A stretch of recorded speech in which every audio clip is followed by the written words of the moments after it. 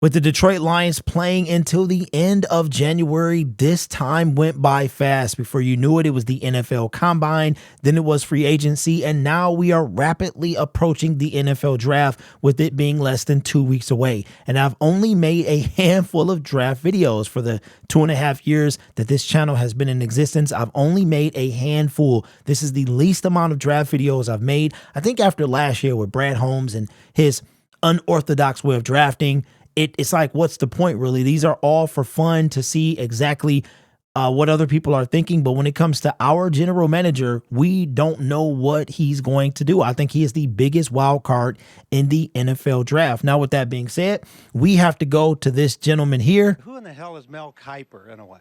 Y'all remember that? The classic soundbite from 1994. Who in the hell is Mel Kiper, in a way? 30 years ago, we heard that sound. Who is Mel Kiper anyway? We're going to go through his 2-round mock draft. I don't know which one this is, but we are going to entertain this with us being 13 days away from day 1 of the NFL draft. Exactly 2 weeks from today, we will be preparing for round 2. Don't forget, I will be live streaming here on this channel with the draft being in Detroit. I know it seems kind of whack, man, but I'm just not really interested. I much rather venture outside the city than be in the city. You know what I'm saying? Like, I don't know. I live here. I've been there, done that. I was downtown yesterday. It is a hot mess. Something I don't really want to be involved with. But, you know, to each their own. This is the one time I got to throw in the towel. But I will be streaming. And then I thought about this, too. I said, Derek, you are a path for the people, right? So those guys who can't make it to Detroit, they can live through you. We can all watch it together. I really enjoyed the live stream of the draft. It's a way that we can kick it. It's almost like we are in person. But anyway, let's get into it. Now, the Detroit Lions are currently at pick 29. I have a feeling that Brad Holmes may be trying to trade back. But I've also heard, same as you, that we could also trade up. So that should be an entertaining approach to this draft. With that being said, what position do you think the Detroit Lions should take with pick number 29? I will tell you, I definitely don't think it should be this pick here, but without further ado, let's get it started. With the 29th pick, oh wait, I forgot to do it. With the 29th pick in the 2024 NFL Draft, the Detroit Lions select Adonai Mitchell, wide receiver, Texas. Here's what Mel Kiper had to say. Detroit general manager Brad Holmes had a tremendous 2023 NFL draft, which featured impact contributions from tight end Sam Laporta, running back Jahmyr Gibbs, defensive back Brian Branch, and linebacker Jack Campbell. Can he do it again? Looking at this Lions roster, there aren't many holes to fill. I can make a case for them taking a depth interior offensive lineman. What? An edge rusher in the first round of linemen, an edge rusher or a corner, but receiver also stands out, particularly one who could run vertical routes and play on the other side of Jamison Williams. Mitchell could be a fit. At 6'2", he ran a 4.34 second 40 at the combine, showing off impressive physical tools. He had 11 touchdowns last season. You might consider this a luxury pick, but this roster is so talented that the Lions can afford to take Mitchell. Now, I'm sorry, but I got to play this again. Who in the hell is Mel Kiper, in a way? One more time. Who in the hell is Mel Kiper, in a way? All right. Now, Mel Kiper's been doing this for years, and I don't think he's been right when it comes to... Matter of fact, somebody do some research. Do some research and put it in the comment section. When was the last time Mel Kiper predicted a Detroit Lion draft player that became a Detroit Lion? So when did Mel Kiper say this person will be drafted by the Detroit Lions, and it happened? All right. I do believe that a wide receiver would be a luxury pick right now. We had a top 5 offense. Our offense carried us all year. And I have a thought about if we win offense. If we go offense again in the first round, okay, and we don't go defense, then Brad Holmes is saying that the offense is going to carry this team. They are going to have to score every single possession, even if it's 3 points. every single possession, they are going to have to score. So I don't like this.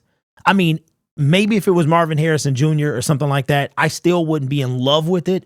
But at the same time, if you had if you take a offensive player, and as far as an offensive lineman, that's just ridiculous. I know we need one, but in the first round, when our defense is like it is, right? Now, I know we address some things. I believe that an edge rusher is going to be the pick here. Could very well be a cornerback, but I think that Brad Holmes is going to try to finagle his way out of 29 as well. So I'm going to say I disagree with an offensive pick at pick 29 unless Brad trades back and gets some extra picks. Obviously, we won't be at 29, so it'd be a moot point at that point, right? So to me, if you go wide receiver, you're saying that you expect to have the number one offense in the league all year, period. Coming out the gate, you're scoring 40, 35, 40, which is the only way that if the Detroit Lions decide to go wide receiver at 29, that's the only way we're going to win games on a consistent basis, is to score 35, 40 points every single time. And then at that point, the defense would have to only make one stop. All right, so let's continue. Let me cue up my trusty sound effect again. Turn it down so it won't blow your eardrums out. And here we go.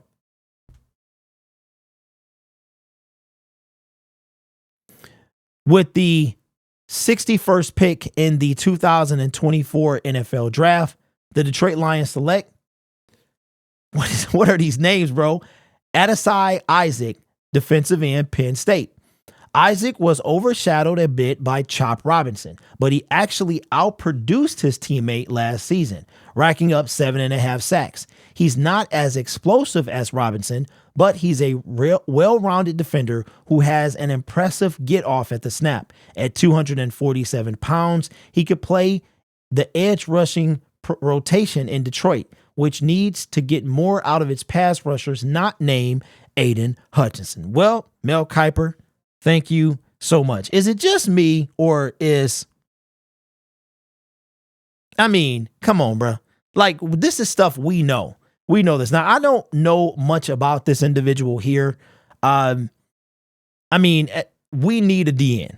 We need a DN. I think they're going to take one in the first round, but there is a possibility that Brad could take one in the second round. I know that Chop had less sacks. I do know that, but if he's not as explosive, I really don't know. You know what? We vibing right now. I'm not trying to upset the balance at this point. So there's a Detroit Lion I'm not going to name at this moment, right? But I'll say this. This is how I feel. I want you to put it in the comment sections below. I was talking to some of my fellas off the air, right? And I was looking back at the defensive line for the Detroit Lions. And Brad Holmes has had some hits, right? Hutchinson hit. Aleem McNeil hit. Then he's had some not so hits. Josh Pascal, Levi Onwuzurike, right? And for me, why am I so big on an edge rusher? If you look at last year, if my memory serves me correctly, when we went into free agency for 2023, we did not sign a single defensive player on the defensive line. I could be wrong, but I don't remember us signing a defensive player at all during free agency on the defensive line. We get to the draft, we trade up to take Broderick Martin, who, okay, we didn't know what to expect at the time. Then he only plays 50 snaps. So in essence, the 2023 offseason was a waste on the defensive line. All right. I want to be clear on the defensive line. The draft in total, the offseason in total was tremendous. We had players, Brian Branch, those players. But when it comes to the defensive line, it was a waste. We did nothing to improve it. And then when we had to, why did I explode during the trade deadline? Because we had to get better and we didn't. Bruce Irvin did not make us better. Tyson Alu didn't make us better. So now, in my opinion, Brad Holmes is kind of in a sticky situation now, because he said that he enjoys these late round picks because it makes you do more of your homework. So now that we have essentially the Rams pick from 2022, right? When the year after they won the Super Bowl, and we're taking essentially a second round player at this point. Brad Holmes has no choice. Like, the Lions defensive line has no choice but to get better. And it has to be in the NFL draft that we get an edge, a quality edge rusher, because I just have zero faith in Marcus Davenport. And I know y'all don't like to hear that, but it is the truth. That's how I feel. So let me know in the comments below, how do you guys feel about the Mel Kiper's mock draft? I think we could go a variety of ways. I do not think that wide receiver is going to be a pick at 29. But we know our general manager, BPA, unless you're Broderick Martin. Like, come on, I know y'all mad. I know y'all going to be mad at me, but it's the truth, right? One of the reasons that this channel is like it is authenticity. It is the truth. BPA. Broderick Martin was not BPA and we traded up. That's all I'm saying. You know I have a point. All right. Now, with that being said, let me do this. I want to thank my 1 month members who just became 1 month members not too long ago. And I would have done that, but this is cut off, so I'm not going to be able to do that there. So let me find myself and bring myself back there. So I will shout these individuals out. We left off on Yeti Game Bites.